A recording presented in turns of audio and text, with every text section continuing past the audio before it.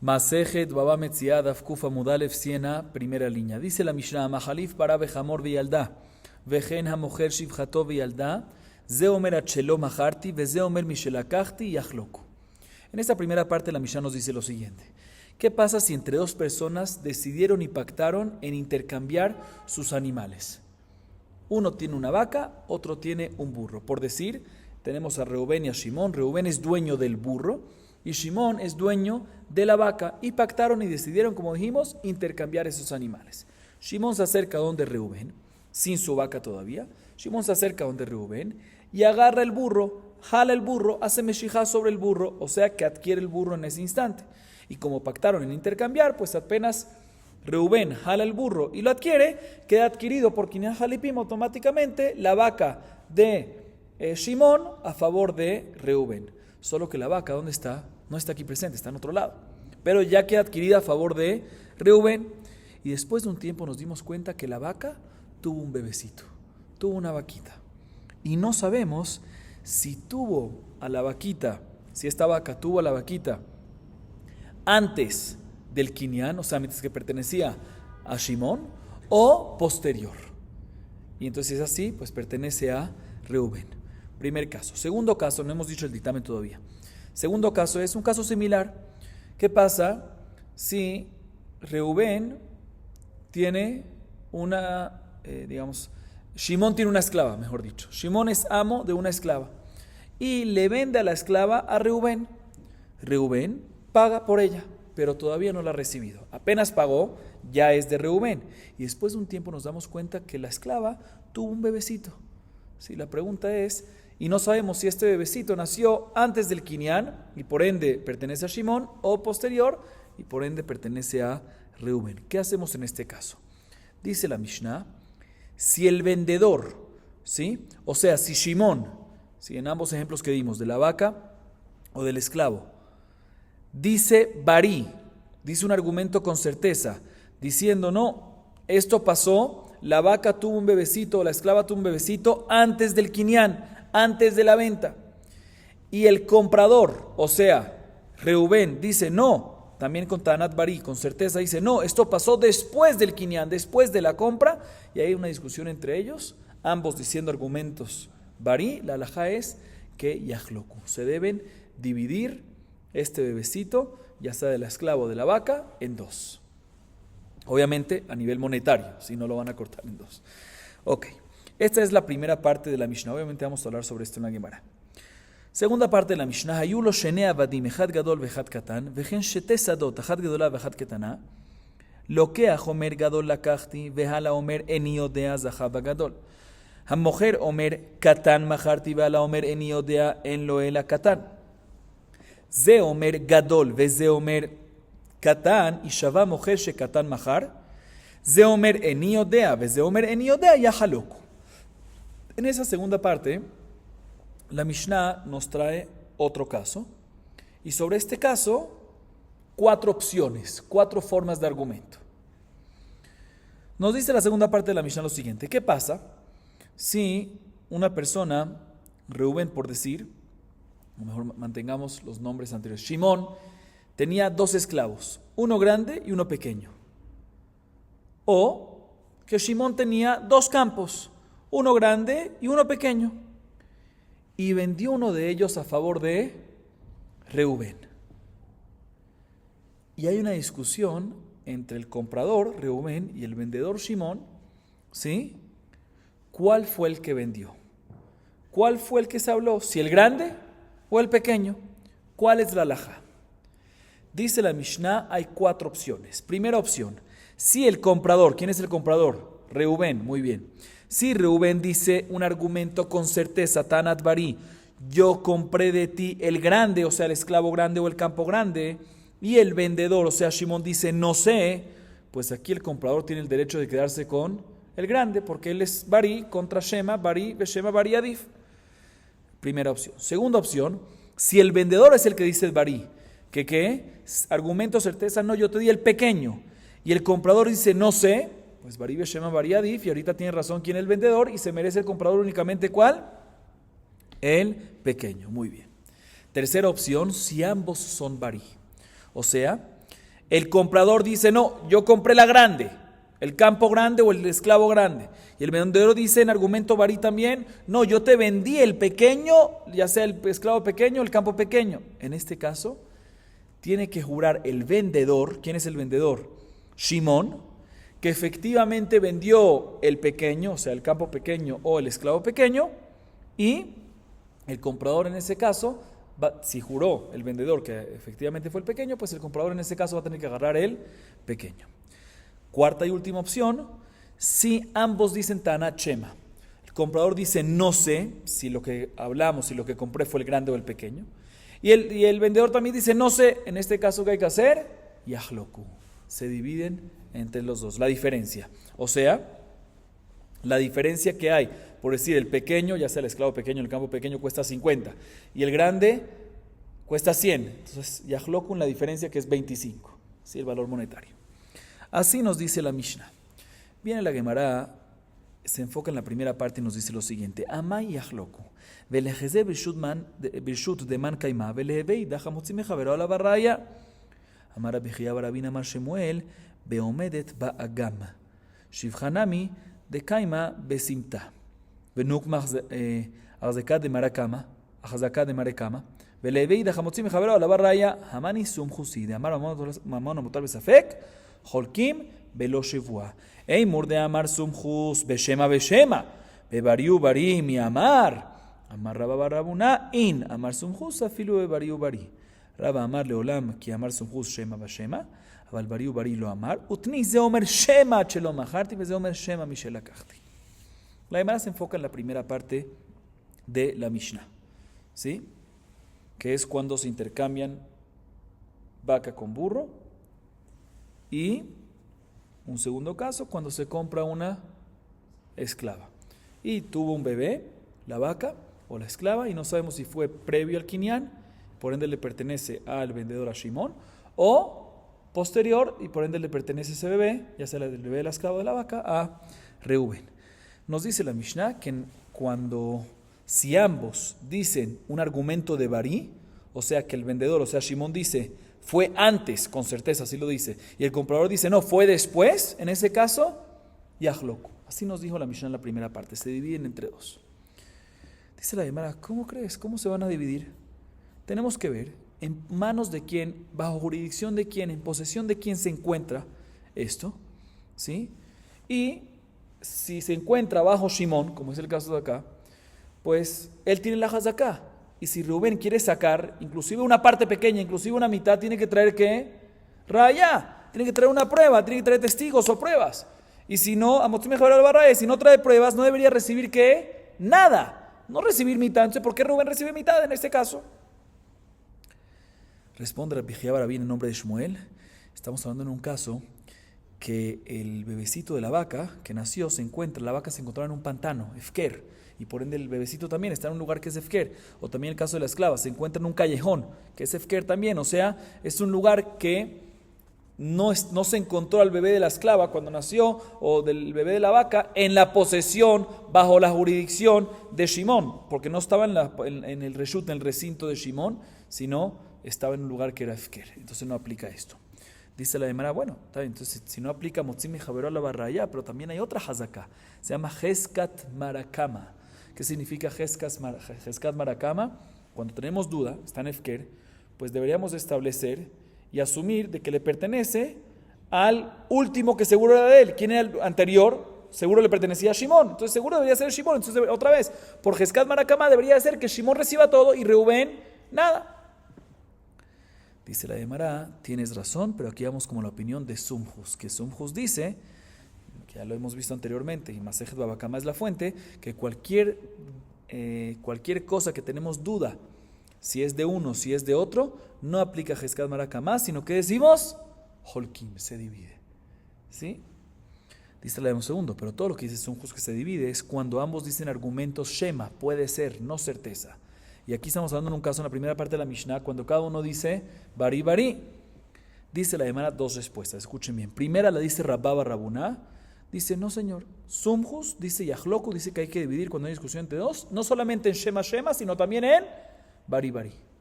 Así dice Rabba Barabuna. Sin embargo, Rabba, segunda respuesta, dice no. Definitivamente Sumjus cuando dice que Yahloku que hay que dividir es únicamente cuando ambos, los litigantes, están ambos diciendo argumentos de Shema, Shema. Puede ser, sin certeza. Pero cuando están diciendo ambos con certeza, ambos Bari, Bari, en ese caso no decimos que se divide. Entonces ¿por qué la Mishnah dice que se divide inclusive en Bari, Bari? Porque nuestra Mishnah dice que es de Omer a Chelo Maharti, este es el lenguaje de Bari, es de Omer Mishelakachti, el lenguaje de Bari, dice la Gemara, dice Raba, arregla.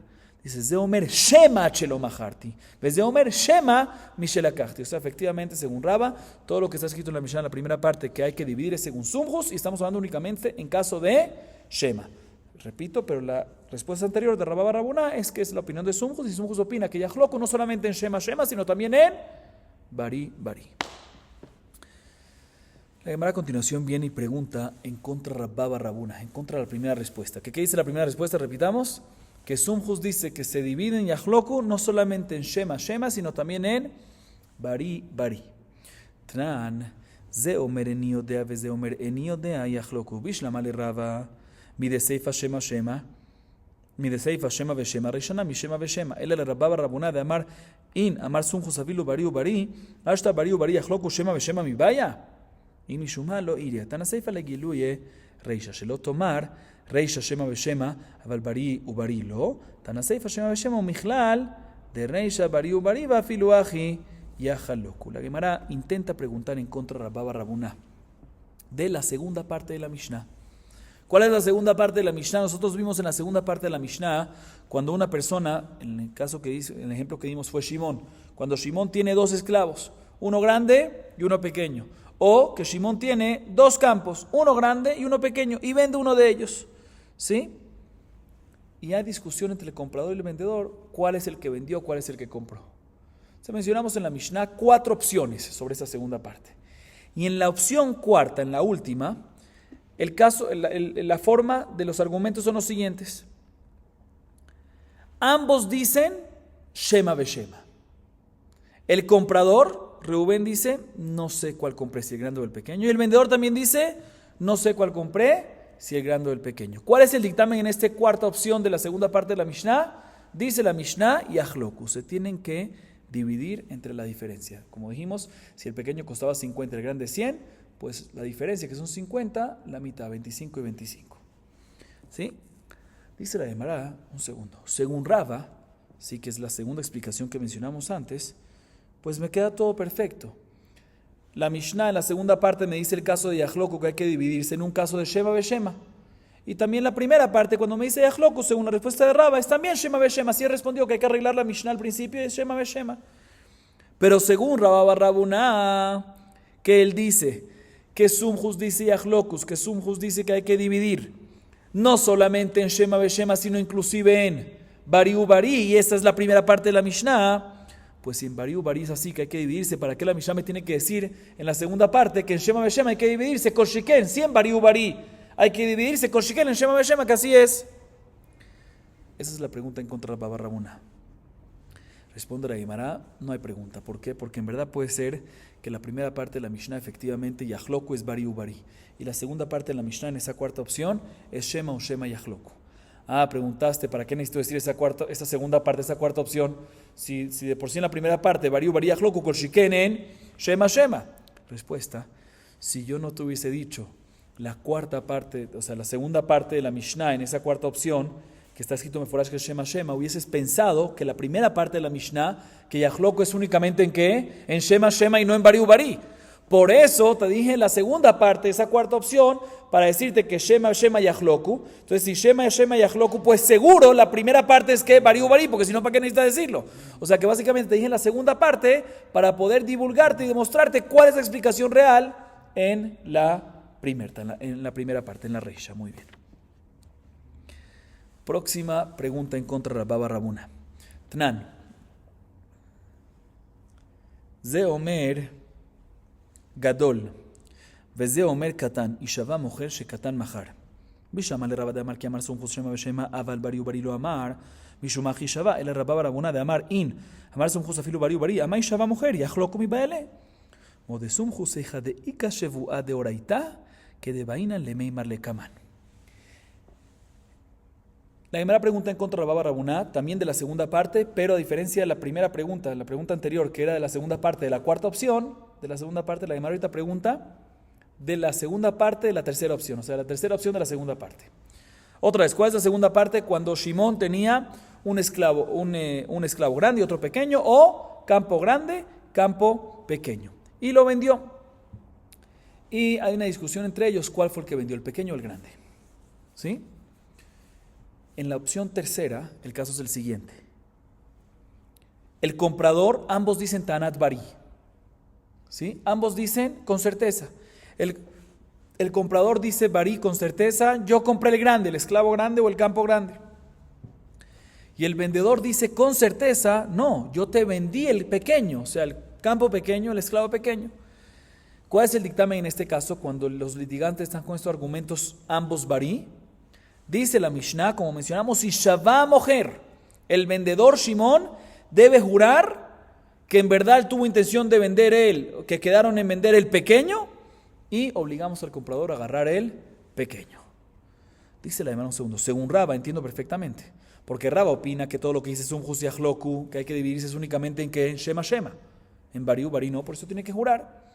Pero según Rabba Barrabuná, ¿qué? Que Sumjus opina que también en Bari hay que Yachloku, pues aquí entonces ¿por qué no Holkim? Según Rabba Barrabuná, en este caso que ambos son Bari también deberían de ser Holkim, también deberían de dividirse. ¿Por qué no dice la Mishnah que jura el vendedor, jura Shimón y se le da a Reubén el pequeño y Reubén pierde completamente esa diferencia? Deberían de dividirse esa diferencia 25-25 también en este caso de Bari según Rabba Barrabuná. Dice la Gemara, tienes razón, pero también Sumjus está de acuerdo que cuando hay obligación de juramento midoraitá, obligamos a jurar, y si jura, sale con lo suyo. ¿Sí? Aquí hay una obligación, como vamos a ver más adelante, pero brevemente. ¿Cuál es el caso? El grande dice, el comprador dice, me vendiste el grande, me debes el grande, el esclavo grande o campo grande. El pequeño dice, modé mixat, te vendí, pero no el grande, sino que el pequeño. Modé mixat, hayab, midoraitá, tiene que jurar. Tiene que jurar, cuando hay una obligación de jurar midoraitá, pues recae esa obligación y al jurar, ya él sale con la suya y el otro pierde. O sea que también Sumjus, responde la Gemara, también Sumjus está de acuerdo, según Rabba Barrabuná, que en Bari Holkim. ¿Por qué aquí no Holkim? Porque aquí es como modé mixat, y ya que es como modé mixat, lo hacemos jurar, y ya que lo hacemos jurar, aplica la ley de la Torah, que cuando jura, queda exento completamente. La Gemara a continuación va a explicarnos cómo es este caso de modé mixat exactamente. Sigamos. Ahí los shnei avadim echad gadol veechad katan vejule. Amai ishava, ma sheta'ano lo hodalo, ומה שהודה לו לא תענו, ועוד הילך הוא, ועוד אין נשבעים על העבדים. La Gemara a continuación se enfoca justamente en este caso que estábamos hablando, o sea, en la segunda parte de la Mishnah, en la tercera opción. Repitamos, cuando el comprador Shimón tiene dos esclavos, uno grande y uno pequeño, o dos campos, uno grande y uno pequeño, y vende a una de estas cosas hacia Reubén. Reubén dice, no, el grande me vendiste. Sí, hay una discusión entre ellos, y Shimón dice el pequeño. No dice la Mishnah, la tercera opción, si ambos son Bari u Bari, ¿cuál es la halajá? Ishava. Muy bien, Ishava. O sea, si ambos son Bari u Bari, si ambos dicen argumento certeza, Shimón debe jurar que como su argumento, o sea, que fue el pequeño, y con eso queda exento, le da el pequeño y no tiene que asumir más nada. Y aparentemente, ¿por qué tiene que jurar? Por modé mixat, como más o menos explicamos. Pregunta a la hermana, ¿por qué tiene que jurar?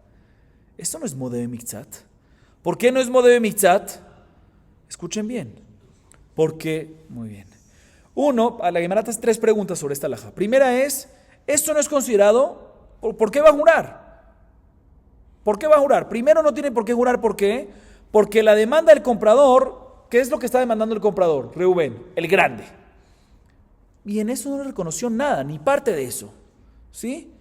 Y lo que le reconoció, que es el pequeño, otro cuerpo, otra cosa, otro cuerpo, otro campo, en absoluto se lo argumentó al otro. O sea, no se lo demandó al otro. O sea, no es modé mixat. ¿Sí? Esto debería ser como si fuese cuando el no modé mixat no reconoce parte, sino no reconoce nada. Entonces, en este caso no hay Shebuá. Si no hay Shebuá, debería ser que Yajloco, según Somos. Pero no debería haber Shebuá seguro, primera pregunta.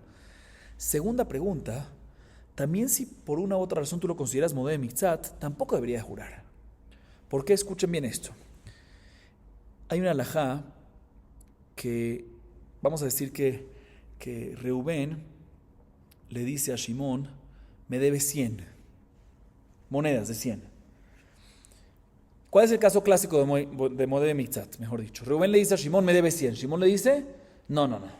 50 estoy de acuerdo que te debo, pero los otros 50 no. Se reconoció parte y negó la otra parte. ¿Qué pasa si Shimón no le dice, te debo 50 y los otros no? Sino le dice, Heilach. ¿Qué es Heilach? Traducción literal. Aquí tienes, es tuyo. O sea, en vez de decirle, te debo 50 y los otros 50 no te los acepto, le dice, mira, de los 100 que me estás demandando, aquí tienes, es tuyo, 50. Eso no es modé de Mitzat. ¿Por qué? Porque el hecho que aquí le dice Heilach, o sea, que aquí los tiene, ¿sí? Heilach, es básicamente ya, te los puedes cobrar, ya son tuyos. O sea, no es que le está reconociendo parte, ya se lo cobró. Es como si fuese que ya Reubén se lo cobró. ¿Cuándo es modé de Mitzat? Cuando digo, mira, te debo 50 y los otros 50 no te los conozco. Te los debo. Pero si ya te lo estoy pagando ahorita, ya no es modé de Mitzat en absoluto. Entonces, cuando es Heilach, no es modé de Mitzat. Dice la Gemara, aquí entonces también si tú me dices que por la razón anterior es modé de Mitzat, aquí no debería ser modé de Mitzat por esto. Porque aquí cuando tienes al esclavo o la tierra, es algo que está be'en. ¿Qué es be'en? Algo existente. Entonces, si es algo existente, es como si fuese que ya lo cobró. ¿Sí? Es como si fuese que ya Rubén lo puede cobrar en cualquier segundo. Y por lo tanto que cuando le dice Shimón a Reubén le dice, no, me debes el grande. Y Shimón le dice, no, el pequeño.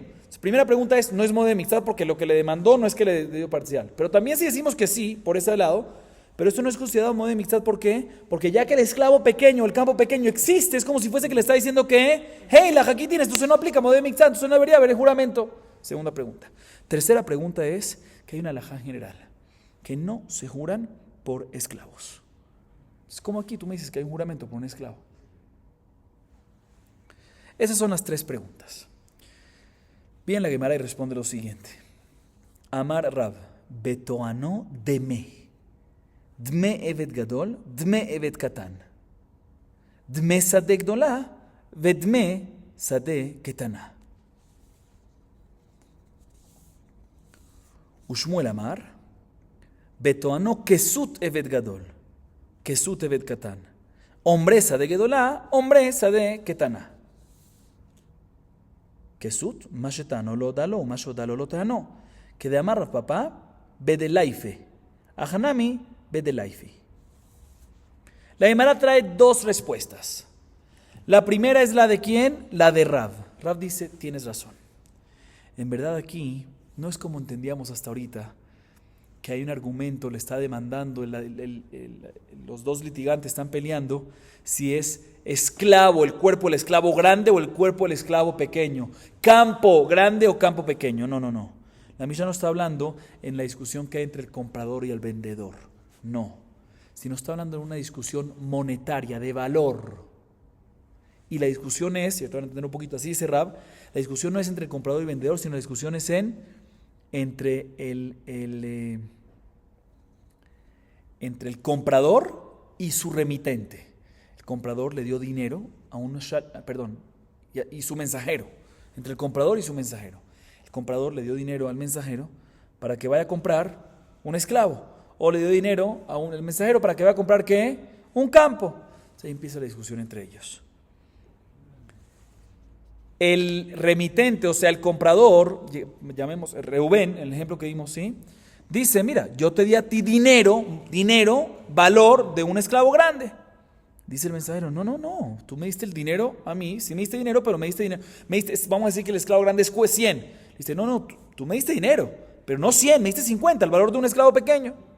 O igualmente en el caso del campo, me diste valor, dice el Shimón le dice, yo te di dinero a ti, 100 del campo grande. Le dice, no, tú me diste dinero, pero no 100, me diste 50, el valor de un campo pequeño. Entonces, en este caso, la demanda y el reconocimiento, ¿sí?, que hay entre ellos, es no en abadim ni en carcaot, no en esclavos ni en campo, sino es en el valor de ellos, ¿sí? Y es en metaltelim, ¿sí? es en dinero. Y efectivamente reconoce el mensajero parte de la demanda. 100, no 100, sino 50. Son 50 monedas de 100. Entonces no hay esta pregunta. Por eso es juramento y por eso que, aunque sea barí, hay que jurar, porque es como modo de mitzat. Y si jura efectivamente el mensajero, ahí va a estar exento. ¿Quién? No el vendedor, el mensajero. Muy bien. Esa es la explicación de Rav. Segunda explicación la dice, también hay problema de Eilach. ¿Por qué? Porque no le dice, aquí tienes 50, como es dinero, no es algo ben, ¿sí? Tiene que decir Eilach, y aquí no dijo Eilach, ¿sí? En esclavo, en campo, aunque no diga Eilach, es como si fuese Eilach. ¿Por qué? Porque está existente, pero en dinero no dijo Eilach, entonces no hay ningún problema. Entonces, con esto respondimos las 3 preguntas. Esa es la explicación de Rav. Segunda explicación la dice Shmuel. Shmuel dice que efectivamente a Shmuel no le parece decir que la discusión, los dos litigantes, según Rav, no son vendedor y comprador, sino son ¿qué? Comprador y mensajero. Shmuel dice, no me parece cambiar eso ahorita. Yo quiero mantenerme en que la discusión es entre los argumentos que hay entre el vendedor y el comprador. ¿Y cuál sería el caso? Escuchen bien. El comprador demanda lo siguiente. Tú me vendiste, dice el comprador, Reuben dice, una ropa grande. O sea, cuando dice esclavo grande, no se refiere a esclavo, el cuerpo del esclavo grande que lo compré, no. Sino una ropa grande que le quepa a un esclavo grande. O sea, una ropa grande. Y el vendedor dice, no, yo te vendí una ropa pequeña. O sea, una ropa pequeña que le cabe, una ropa que le cabe a un esclavo pequeño. Y en el caso del campo, la discusión entre ellos es que el comprador demanda y dice, mira, tú me vendiste gavillas de un campo grande. Son gavillas mucho más infladas, con más cosas. Y con más espigas, ¿sí? Con más cosecha. Y el vendedor dice, no, gavillas de campo pequeño. O sea que cuando se menciona en la Mishnah, dice Shmuel, esclavo grande, esclavo pequeño, campo grande, campo pequeño, no se refiere al campo o al esclavo, sino se refiere, en el caso del esclavo, a la ropa. Y si es para un esclavo grande, pues es ropa grande. Y si es para un esclavo pequeño, es ropa pequeña. En el caso del campo se refiere a gavillas de campo grande y por ende las gavillas son más gruesas, más gorditas. Y si es campo pequeño son gavillas de menos cantidad. Así se la Gemara. Entonces ya es demanda, ¿sí? Es demanda sobre qué? Es demanda no sobre abadim y carcaot, sino sobre metaltelí. Dice la Gemara, listo, yo te acepto el tema de las gavillas. Porque el tema de las gavillas, efectivamente, cuando le dice grande, tiene 10 kilos de espigas adentro y el otro tiene 5 kilos. Entonces básicamente le reconoció parte de lo que le demandó. Pero en el caso de la ropa, cuando le dice ropa grande y el otro dice no, ropa pequeña, es otra ropa. O sea, no es parte de la demanda anterior, no es modo de mixat. Mashetano, lo que le demandó no le reconoció y lo que le reconoció nunca le demandó. Dice la demanda, no, como dijo Rav Papá en otro lado, aquí también decimos bedelaife, que aquí no se refiere a una unión de varias telas que forman una prenda grande, ¿sí? O sea, aquí no están en verdad discutiendo en la ropa directamente, sino en una tela. Entonces uno dice, no, una ropa grande, o sea, tela grande. Y otros dicen, no, una ropa pequeña, o sea, tela pequeña, que es menos, son varios pedazos de tela. En vez de 10 pedazos de tela, otro dice, no, son 5 pedazos de tela, que es literal parte de lo que le estaba demandando. Así nos dice la Gemara. Sigue diciendo la Gemara, Kashelele Rabbi Yoshaya, midi kesut katani, evet katani. La Gemara pregunta sobre la explicación de Shmuel. Dice, no me cuadra esto, ¿por qué? Porque según la explicación de Shmuel, ¿cuál es la discusión entre ellos? En el caso del esclavo, no es el esclavo, sino es la ropa, ¿sí? Y en el caso de... Bueno, la Gemara pregunta sobre el midi kesut katani, evet katani. Dice, según Shmuel, cuando dice esclavo, no se refiere a esclavo, sino se refiere a ¿qué? A la ropa del esclavo. Pregunta Rabbi Yoshaya, según esa explicación, ¿cómo crees? Pero no está escrito en la Mishnah ropa, de que la discusión es en la ropa, sino está escrito que la discusión es en ¿qué? En el esclavo. Entonces, valor del esclavo, como en la explicación de Rab todavía entiendo. Valor del esclavo. Pero ropa del esclavo, eso ya es demasiado lejano, es muy indirecta la cosa. Por eso Rabbi Yoshaya dice otra explicación. El amar Rabbi Yoshaya que gon shetano evet biksuto vesade beomarea. Veacá tiksut ma shetano lo dalo ma shetano lo tano. Amar papá bedelaife. Dice Rabbi Yoshaya, por ende, un poco similar. Dice, ¿sabes qué? ¿Cuál es el caso? cuando el comprador dice esclavo grande, literal cuerpo del esclavo grande, un buen esclavo, con su prenda. Campo grande con las gavillas grandes. Y el otro dice, no, esclavo pequeño con ropa pequeña.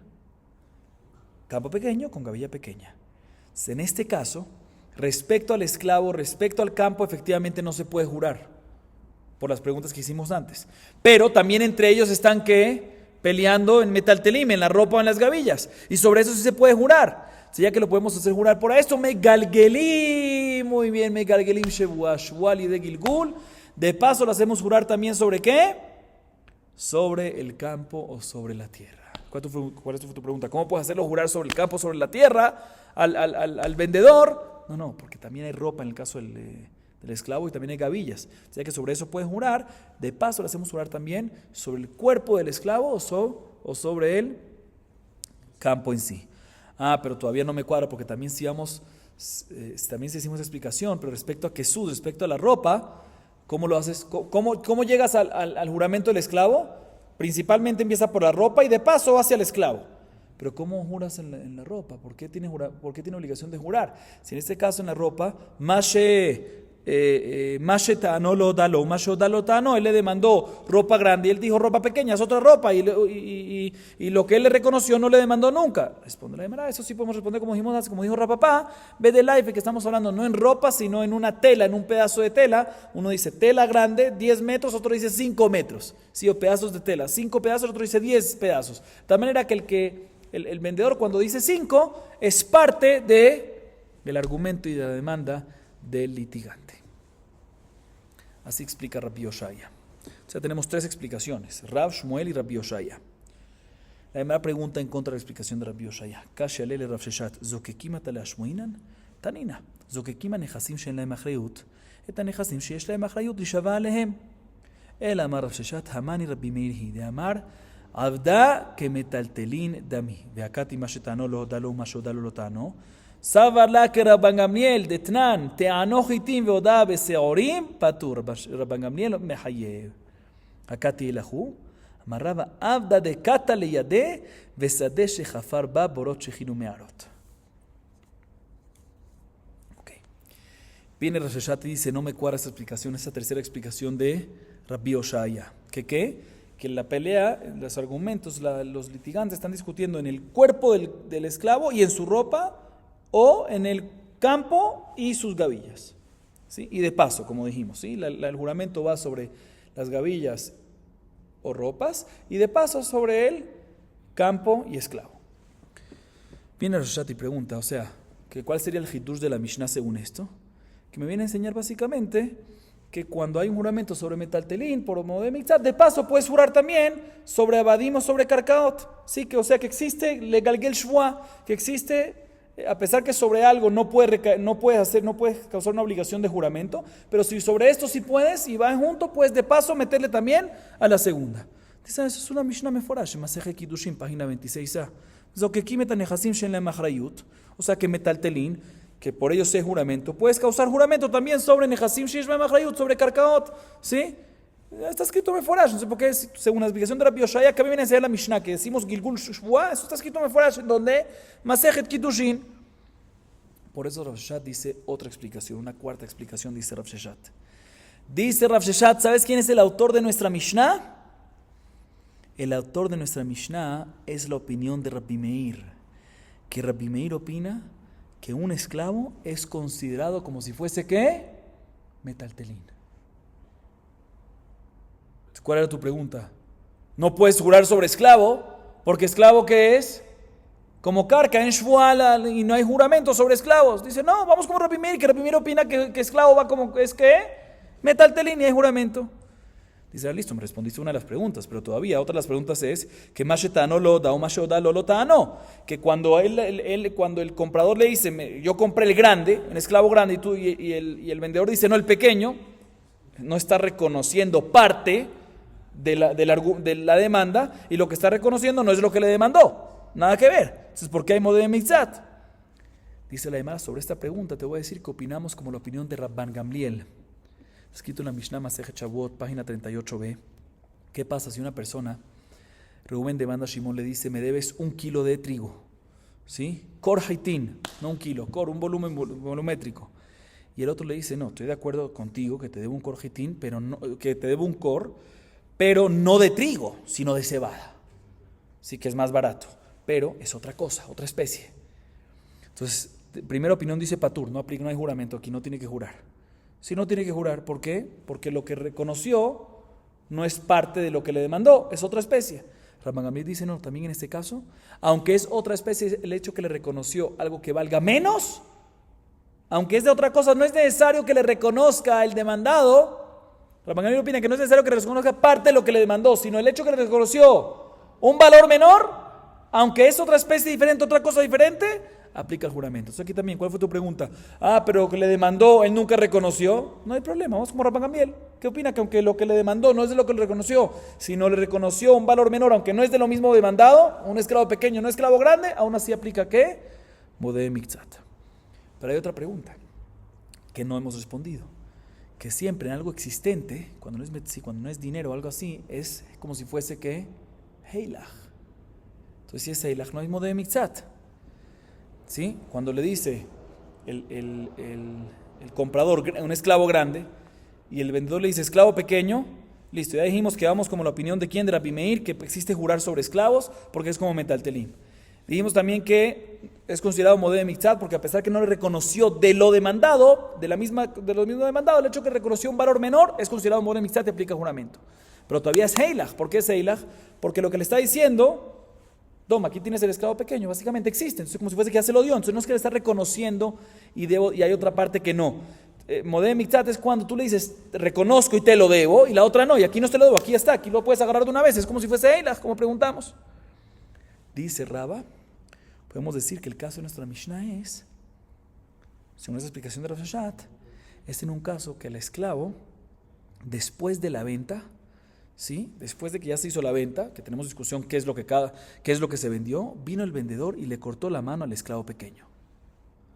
O en el campo, después de la venta, al campo pequeño vino y le hizo muchos pozos y dañó un poquito el campo. Entonces, en este caso, básicamente sí le dice, aquí tienes un esclavo, ¿sí? Pero ahorita, también si es esclavo pequeño, como dice él, le debe, hay una deuda del valor de la mano que le quitó, o el daño causado, o del campo de los pozos que le hizo. Entonces, respecto a esa deuda, ahí sí hay deuda. Respecto a eso sí es deuda. Si tú me dices, pero es heilach porque el esclavo existe y el campo existe. Sí existe, pero hay una parte que ya no existe más. Y eso se lo debe. Entonces, sobre eso no es heilach, por lo tanto, sobre eso recae el juramento. Así nos dice la Gemara. Esta es la cuarta explicación de Rav Sheshet. La Gemara, a continuación, sigue preguntando sobre esta explicación de Rav Sheshet y dice lo siguiente. Veja Rabbi Meir ibcha shaminan le. Detnan, gazal bema veizkina, avadim veizkinu. Meshalem keshatak zela. Rabbi Meir omer ba'avadim, omer lo haresh shelcha lefaneja. Halokasha que de mehalif rabba barabuha. Betani, Rabbi Meir omer, meshalem keshatak zela. Bajami omerim, omer lo ba'avadim, haresh shelcha lefaneja. Toda la explicación de Rav Sheshet, como dijimos, está basada en que lo principal es que nuestra Mishnah es la opinión de Rabbi Meir. ¿Y qué opina Rabbi Meir? Que un esclavo es considerado que no carca, sino metaltení, por eso se puede jurar sobre él. Dice la Gemara, ¿cómo tú me dices que Rabbi Meir así opina? Si aparentemente vemos en la Mishnah Masejet Baba Kama, página 96b, que Rabbi Meir opina que ¿qué? Al revés. Eso no me cuadra. ¿Qué dice la Mishnah? Expliquemos. La Mishnah Masejet Baba Kama, página 96b, dice: ¿qué pasa una persona que robó un animal? Un gazlán, robó un animal y bajo la jurisdicción del gazlán, del ladrón, se envejeció y por ende se desvalorizó. O robó un esclavo y el esclavo se envejeció y por ende se desvalorizó.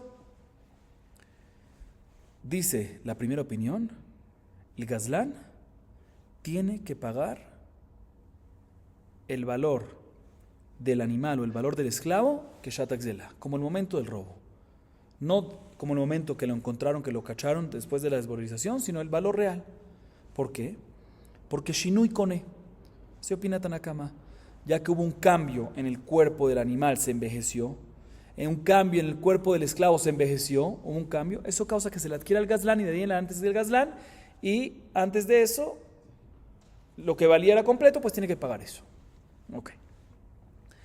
Viene Rabbi Meir, discute y dice, no, si vendió esclavos, si robó esclavos y se envejecieron y después lo cacharon, puede el gazlán y decirle al dueño, Are shelha lefaneja. Aquí lo tienes enfrente. ¿Por qué?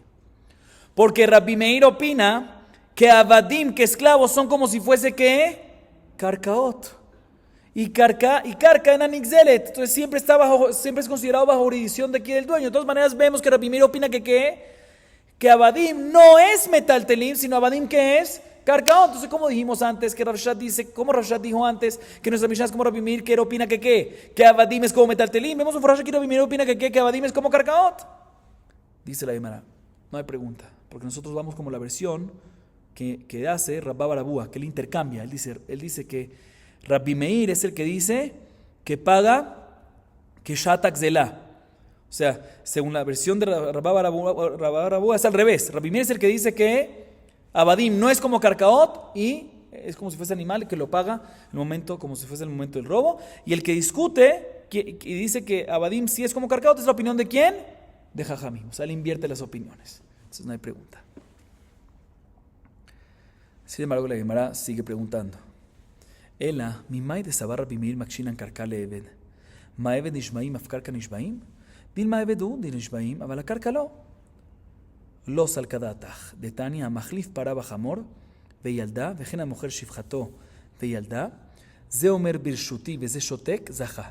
זה אומר אני יודע וזה אומר אני יודע, יחלוקו. זה אומר ברשותי וזה אומר ברשותי, יישבע המוכר שבשולתו ילדה.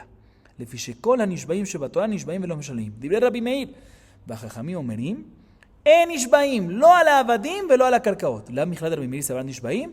ממאי, דילמה כשם כאמרו לה, כי איך ידעו דילת בקרקעות ודילן נמי בעבדים. תדע, דתנן, רבי מאיר אומר, יש דברים שהם כקרקע ואינם כקרקע, ואין חכמים מודים לו. כיצד 10 גפנים תאונות מסרתי לך, ואללה אומר, אינן, אלא 5, רבי מאיר מחייב, וחכמים אומרים, כל המחובר לקרקע הרי הוא כקרקע. ואמר רבי יוסי ברב חינן, נביאים העומדות להיבצר יכוונאיו, דמר סבר כבצורות דמיין, ומר סבר לאו כבצורות דמיין. Escuchen bien la pregunta que la Gemara hace ahorita. En la Mishnah, si se dieron cuenta, o como hemos mencionado varias veces, seguro nos dimos cuenta, son dos casos, ¿sí? En esa segunda parte, que hay discusión entre el comprador que dice grande y el vendedor que dice que pequeño. Son dos casos ahí en esa segunda parte.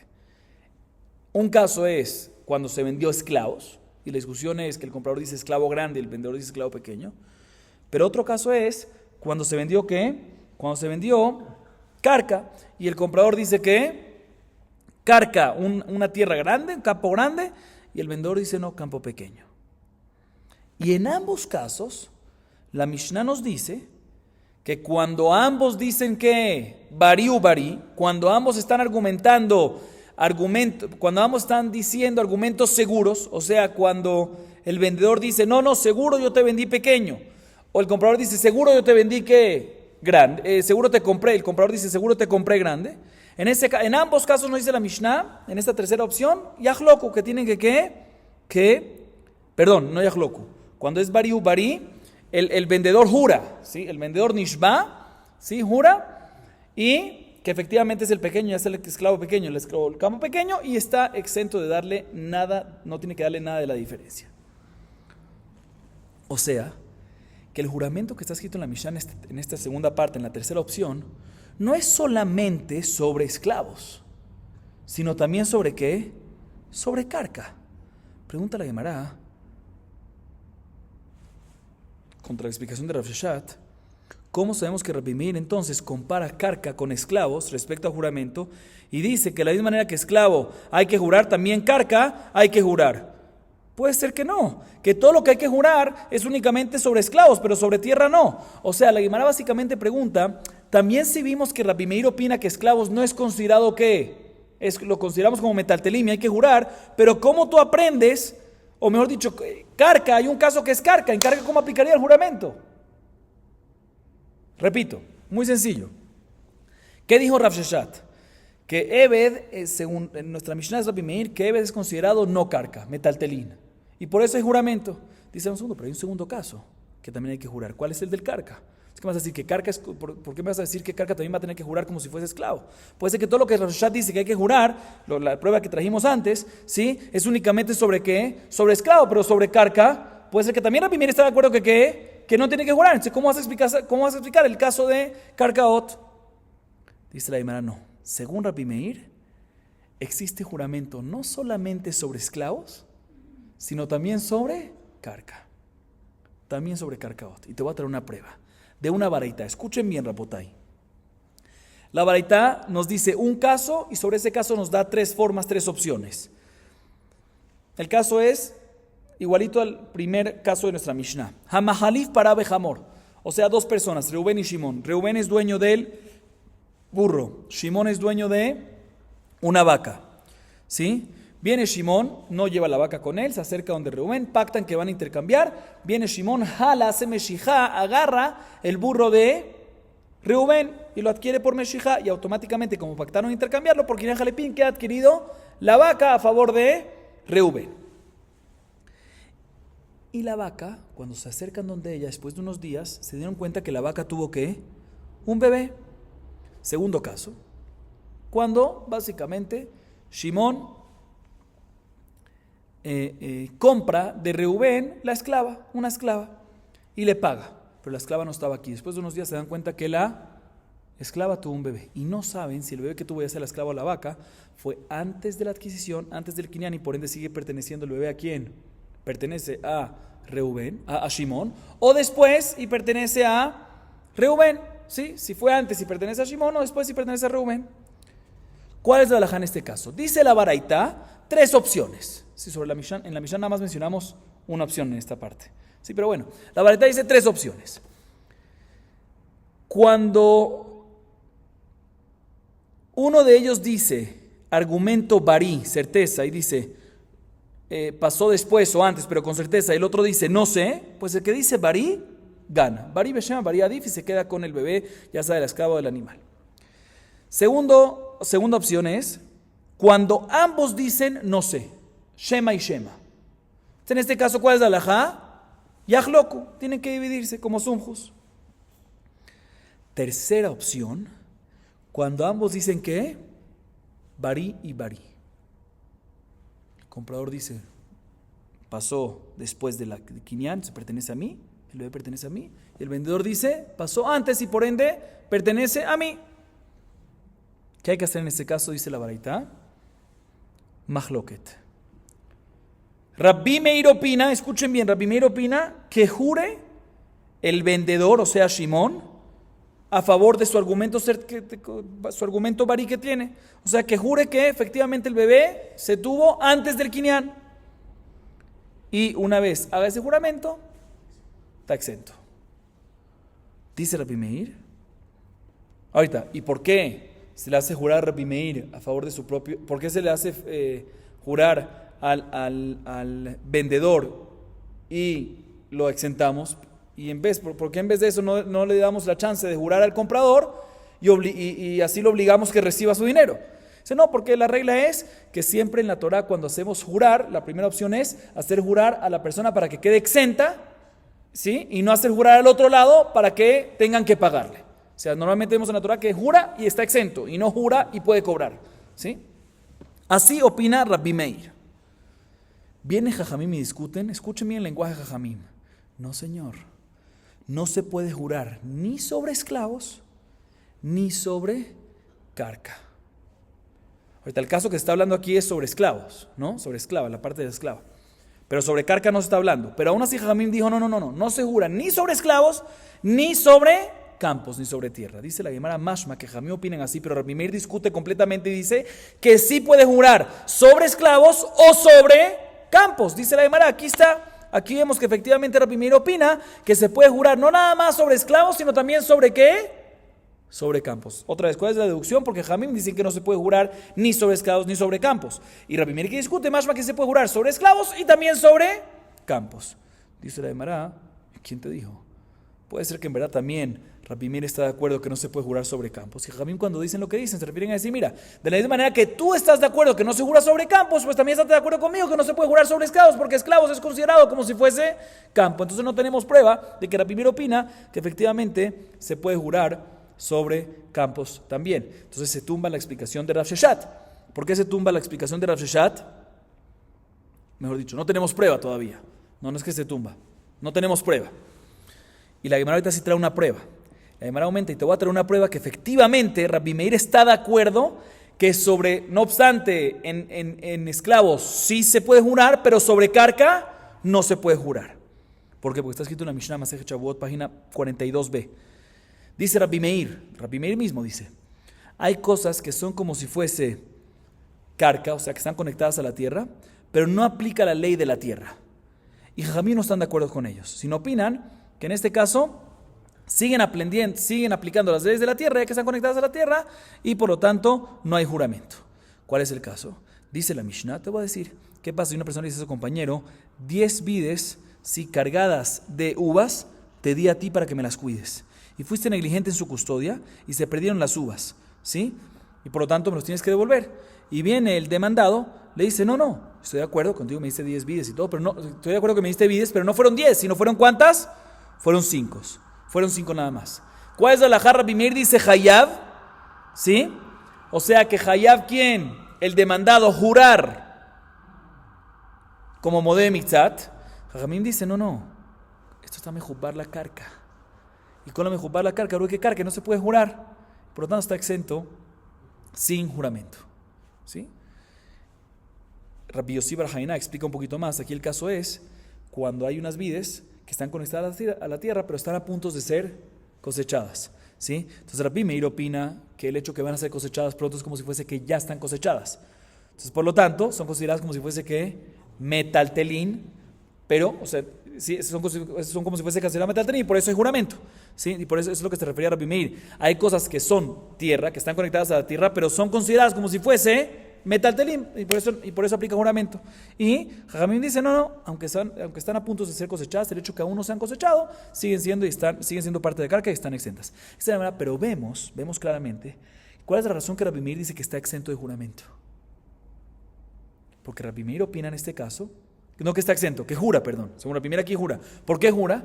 Porque Rabbi Meir opina que a pesar que están conectadas a la tierra, el hecho que van a ser cosechadas es como si fuese que ya son, ¿qué? Metaltelín, pero mashma, que en algo que no es como si fuese que ya va a ser cosechado, en algo que no va a ser cosechado, y es considerado que todavía carga 100%. ¿Hay juramento o no hay juramento? También Rabbi Meir está de acuerdo que no hay juramento. Vemos claramente que no obstante, también si decimos que Rabbi Meir opina que en esclavo no hay, que en considerado sí hay juramento, pero no hay duda que en carca no hay juramento. Y la razón que aquí dice que sí hay juramento es porque ya se van a cosechar, y ya que se van a cosechar es como si fuese que ya son metaltelí.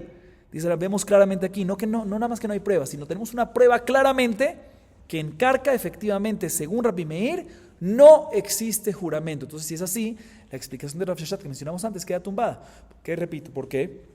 Repito, porque Rav Sheshat quiso decir que todo lo que dijo nuestra Mishnah y juramento es en esclavos. ¿Por qué? Porque vamos con Rabbi Meir, que Rabbi Meir opina que esclavos es como si fuese que metaltelim y en sí hay juramento. Pregúntale un segundo, pero hay un segundo caso de carcaot. Es que más así que también esto Rabbi Meir dice que se puede jurar.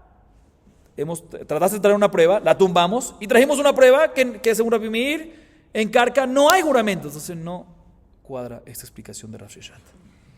Por eso la Gemara no tenemos explicación. La Gemara ahorita da una última explicación al respecto. Ela leolam que de Rabbi Oshaya udekashi alach zokekim salk itzerich salk adata jamina kesut evet que evet dami hombre sade que sade dami kamash malan. Dice la Gemara, volvemos a la explicación de Rabbi Oshaya. ¿Qué dijo Rabbi Oshaya? Rabbi Oshaya dijo que el caso aquí es cuando tenemos el esclavo y la ropa del esclavo. Y no solamente la ropa del esclavo, no solamente el esclavo, sino el esclavo y la ropa. El campo y las gavillas. El comprador dice, no, quedamos en que yo te compro el esclavo grande y la ropa grande, por ende. ¿Sí? Para que le quepa a él. Y el vendedor dice, no, esclavo pequeño con su ropa pequeña. El caso del campo, el comprador dice, Reuben dice, campo grande y gavillas grandes, ¿sí? Y Shimón, el vendedor, dice, no, campo pequeño y gavillas pequeñas. Entonces, en este caso, definitivamente dijo Rabbi Yoshaya, así dijo, no hay juramento sobre el campo o sobre el esclavo, pero sobre las ropas o sobre las gavillas, metaltelín, y ahí sí hay, ¿sí? Y ahí cuando reconoce parte, como dijimos, ya explicamos antes. Y ya que hay juramento sobre la ropa, de paso, megalgelim sobre el esclavo. Ya que hay juramento sobre las gavillas, de paso, megalgelim sobre el campo. Y de paso, sí aplica en Karkaot o sí aplica en Abadí. Y esta explicación nos cuadra perfecto. Solo que dijimos que el hidush es, ¿cuál sería el hidush de la Mishnah? Que cuando hay juramento sobre algo, se puede agregar un juramento de paso a algo que normalmente no puede recaer. Pero preguntamos que eso no es hidush. ¿Por qué no es hidush? Porque si lo aprendemos en la Mishnah, en Masejet Kiddushin, página 26a, que es lo que Kim Nehasim Shelem Achayut y Eta Nehasim Shelem Achayut y Shabalem. Esa fue nuestra pregunta y por eso la tumbamos. Dice la hermana, no. ¿Sabes cuál es el hidush aquí? El hidush es que uno hubiese pensado que aquí, no obstante, en Masejet Kiddushin está escrito claramente que cuando recae juramento sobre esto que está aquí, de paso puedes meterlo sobre el mismo caso ahí, sobre algo que normalmente no recae. ¿Sabes cuál es el hidush aquí? Uno hubiese pensado que aquí tú no puedes hacer una obligación sobre la ropa o sobre las gavillas, porque la ropa es algo tafel en relación al esclavo. O sea, es algo no importante en relación, es algo nulo en relación al esclavo. Y las gavillas también son nulas en relación al campo. Cuando hay una demanda sobre ropas o demanda sobre gavillas, ni empieza el juramento. ¿Por qué? Porque lo principal es el cuerpo del esclavo, lo principal es el cuerpo del campo. Entonces, por lo tanto, no debería ni empezar el juramento. Nos enseña nuestra Mishnah que aunque la ropa va sobre el esclavo y las gavillas son del campo, sí puede recaer un juramento sobre la ropa y sobre las gavillas, y ese es el hidush. Y de paso, sí se manda al otro, y eso no es el hidush, eso ya se aprende de Masejet Kiddushin. Seguimos un poco más. Ze omer eni odea, ve ze omer eni odea yachloku. Hamani סומכוסי, דאמר, ממון המותר בספק חולקים. אם הסיפה, זה אומר ברשותי וזה אומר ברשותי, זה אומר ברשותי וזה אומר ברשותי, שווה מוכר שברתו ילדה, ולרבה ברבונה, דאמר אין, אמר סומכוס אפילו, ברי וברי, המאי שווה מוכר, יחלוקו מבעיה, מודו סומכוס אחד דאיקה שבועה דאורייתא, ודקתאה לידה כדרבה. Además se enfoca en la baraita que trajimos antes, en el caso de Amachlif para Bejamor. Reuben y Shimón, Reuben tiene el burro y Shimón tiene la vaca, ¿sí? Y agarra el burro y lo adquiere y Kineach Lepin que adquirió automáticamente la vaca.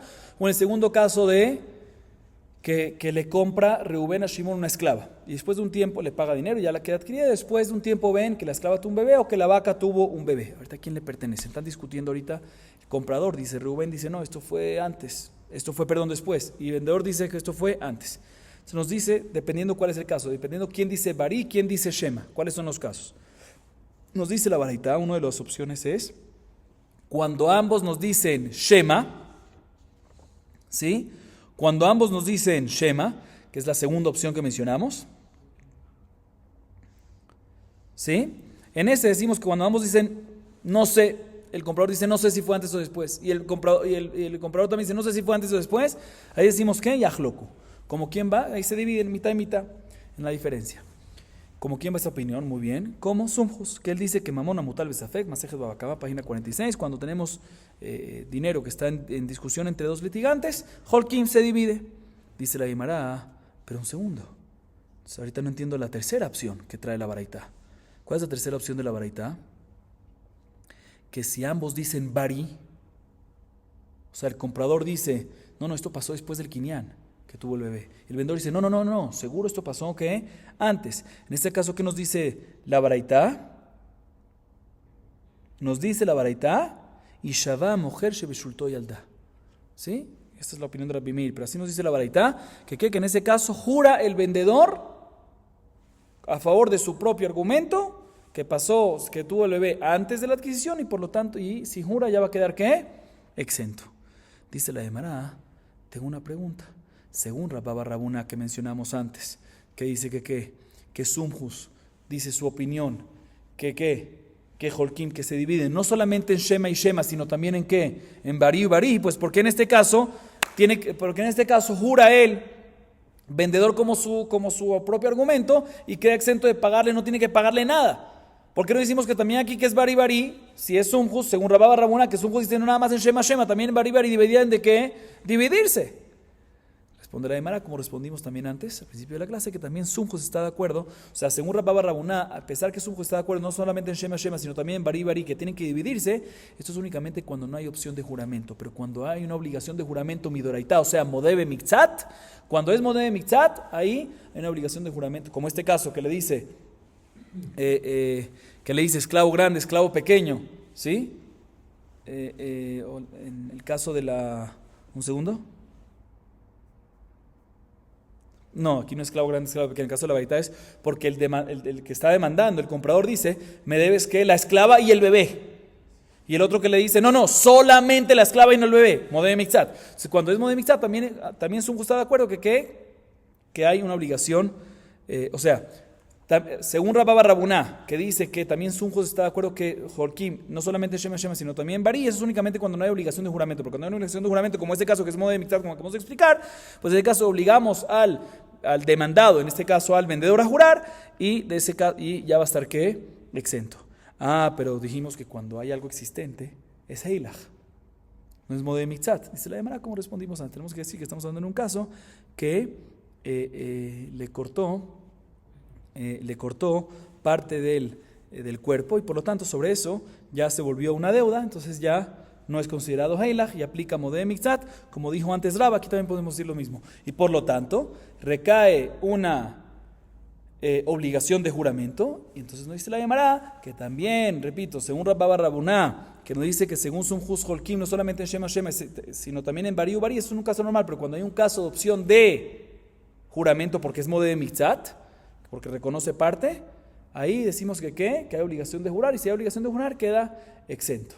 Sí, pero ¿cómo puede ser el caso aquí de obligación de jurar? Porque es de mixtat. Pero es Heilach, no es Heilach porque le cortó parte, le hizo un daño y hay una deuda sobre ese daño causado. Vamos a acabar aquí para hoy. Baruch Adonai Leolam. Amén ve amén.